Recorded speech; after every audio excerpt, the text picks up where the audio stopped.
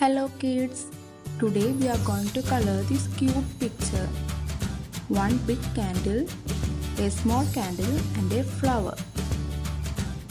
We are coloring with touch markers.